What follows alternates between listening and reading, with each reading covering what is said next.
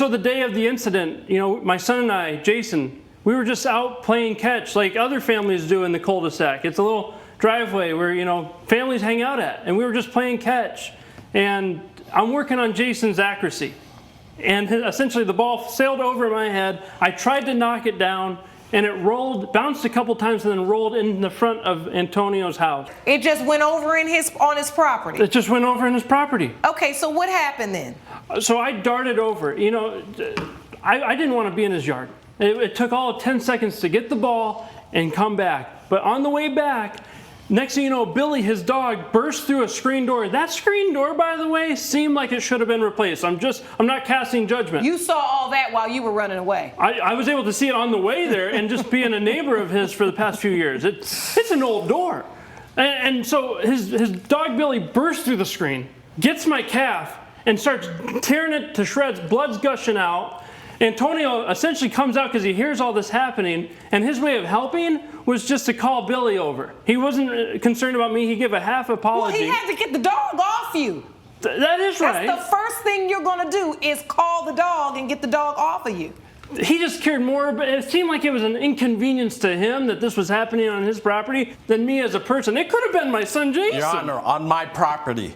What type of dog is it? Your Honor, he's a Rottweiler dog. Okay. That I took under an adoption, and that he has been with me for 4 years. So how old is he? 12 years old. 12 years old. So yes, a pretty old dog, but not old enough that he couldn't catch up with Mr. Scott. However, Your Honor, I'd like to add that this dog has a prior service record, so he's well-trained, well-disciplined, and well-behaved. And not one time has he shown any aggression or attacked any one of the prior neighbors or any passerbyers. And so you feel that on this particular day, your dog felt threatened or felt like your home or you were threatened when Mr. Scott came over to get the ball? Your Honor, yes, ma'am. That is correct. However, however what? The aggravation to the dog was compiled when 3 times he entered the yard, and each time my dog stayed behind the screen door. He alerted to that just by barking, non-aggressively, not scratching at the screen door or anything. So what do you mean 3 times he came? The ball rolled over into your yard 3 times? I heard the dog bark once. I looked out there, I saw the ball in the yard. He retrieved it. Mike retrieved it. It happened a 2nd time. The 3rd time I was in the kitchen, just preparing some meals, I heard a loud crash and bang, at which time I ran out to the front living room area to see what happened, and by that time my dog Billy was out of the yard, and he bit my neighbor Mike, who was only several feet from my front doorstep, despite I thought the ball was on the grass. Why is he by your front doorstep now? Who knows, Your Honor? That ball could have struck my screen door and then bounced off into the yard. Where did the ball roll, Mr. Scott? Your Honor, if I may, The fact that it happened within his property, the guy who owns the dog has his rights. But then again, you could see the guy narrating that the dog waited and gave the guy 3 strikes. Like the first time the guy came in, the dog warned him, and the dog warned him the 2nd time, and the dog now attacked by the 3rd time. And I'm wondering, is this dog human? That the dog is warning you 1, 2, 3 and attacking at the 3rd time. So one of the things I'm saying here is that the owner of the dog is trying to, you know, make all the excuses for his dog. And I think that for the fact that it happened within his property, I think he actually has the right. I think he's actually not guilty in this particular case, or he's more at the advantage side on winning this case because it happened within his property. I actually have supporting evidence I'd like to provide to you. I have a diagram that shows our cul-de-sac and our yard, along with my medical bill. If I may, Your Honor, can I describe what we're looking at? Please. So as you can see, defendant's house is Antonio's. Of course, I'm to the left. He overthrew me just a little bit, and it rolled into the yard. And by the way, the other 2 times... What is this little space that you're playing in, like a common green area? Your Honor, that's a cul-de-sac area. It's just, oh, that's the street. You're in the street. We're in the street. The green's the grass, and that X is where the ball landed. But, Your Honor, the first 2 times, the ball barely rolled into his yard. I was able to get it at arm's length. I didn't have to go into his yard 1 time. For 10 seconds, I'm in his yard, and now I'm paying the price of 10 stitches. Did the ball go on his property? It did, for 10 seconds. Thank you. That's all I need to know. And Your Honor. So the ball went on his property. What else am I supposed to do? How many times did the ball go on his property that day? One time. Just one time. It went deep into the yard. The other two, I got it at arm's length. It was barely. I didn't ask you how long did it go deep into the property. I said how many times did the ball roll onto his property? You're right, Your Honor. 3 official times. I am right. How many times? Right. 3 official times. 3 times. That day while you're playing. Each time you went, the dog was barking. This. Did it ever occur to you? So the dog actually was right. The dog gave him a 3-strike warning before actually attacking him. That's amazing. Mr. Gilbert, that you know what? They're out there in the front. Yeah, I just happen to have a dog too. And I have a German Shepherd, which is also a trained dog. And I know that there are certain things as an owner, right, that I understand that may excite or give my dog some type of anxiety. Did you ever think to just say, you know what, let me come take him out back, or come on, let me bring him in the house, or let me just bring him somewhere else, because this is just going to worry him? Because that's what dogs are trained to do, protect property. Your Honor, I'd have to agree with you. However, So why didn't you just take the dog and remove him away from the screen door? Did you realize your screen door was a little shoddy? Your Honor, my screen door is not shoddy. Okay, so it wasn't shoddy. But No, you have a ma'am. Rottweiler at a screen door. Yes, Do you ma'am. think a Rottweiler's teeth are strong enough to bite through screen? It is, but there's no evidence of bite marks on the screen. Right, I'm just asking you. As an owner, do you think that that could be a possibility? Yes, if a dog's untrained. So did it ever occur to you that with a Rottweiler, maybe I should get one of those glass doors instead of just a screen? Either way, it's a Rottweiler. If he wanted to get through the glass, he could have went through the window on those several occasions when Mike was No, with his don't friend. they have those new kind of screen things where They it's sure not do. breakable? Your Do you Honor, I understand. So Yes, I'm ma'am. saying you have this screen door. You know if your dog wanted to, your dog could get through that screen door, right?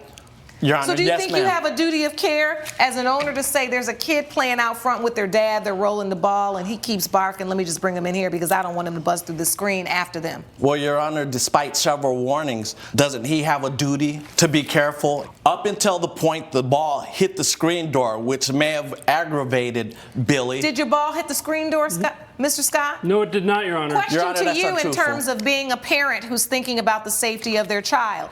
Did you ever say to yourself, oh, gee, I have a kid and we're rolling the ball, and there's a Rottweiler at a screen door. Maybe I should reposition where we're throwing this ball so it doesn't keep landing directly near Mr. Gilbert's property. Did you ever think about that? I definitely did. Do you have a backyard on your house? I don't. I only have the front yard. And Do you have any other part of that yard where you could have gone where you weren't sitting in that ball going straight over there near the Rottweiler? Unfortunately, no, Your Okay, Honor. bring that diagram back up, please. Where's your house? So I'm to the left of the defendant. What's that green part in front of your house? I was about to say I used to play catch right there, and we noticed that there was a better chance of that ball dribbling into Antonio's yard. So I moved into the driveway trying to be proactive. You know, I'll take a bullet for Jason. Your Honor, I'll do directly in anything front for of Hold my on, front Mister. door. No. People are just deflecting in court. Both of them are deflecting in court. This one is talking about how he's going to willingly take a bullet for his son. But that was not the question asked. The question was simple. Could this place have been a better place for you to play with your son?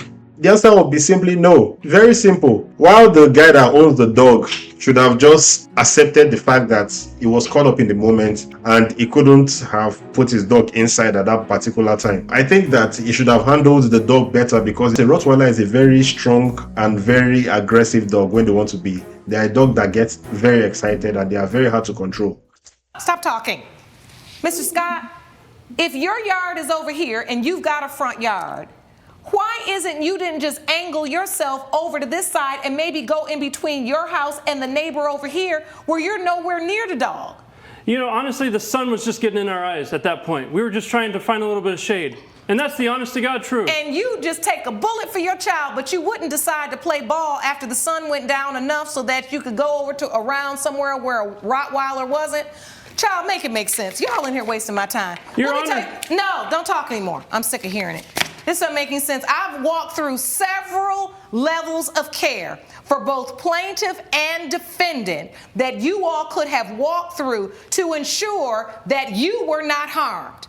When you say you hear a dog barking and you know they're out there playing ball and there's kids out there and you don't go and close your door, you're wrong as well. You trespassing on the property, but you knew good and well he kept coming there and get the ball. And you never even said to them, hey, don't play ball over here. You see the beware of dog? My dog doesn't like it, move. Both of y'all wrong. What's the money? Because I'm sick of y'all.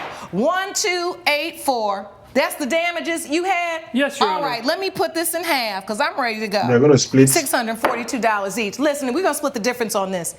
Both of you all were negligent. You knew good and well that ball was going on your yard. You knew good and well your dog was sitting there at a screen door, and you knew there was a child out there. You Your Honor. better be lucky that something worse did not happen. But when you put yourself in danger over and over again, trespassing on somebody's house with rottweiler at a screen door, you might as well just run away with the circus, boy. You in here acting crazy. Judgment for the plaintiff for $642, half of the $1,284 you asked. You all need to split the difference on this, and you all need to figure out how to be neighbors. Have a conversation. That's the part that drives me crazy. You have so much to say now.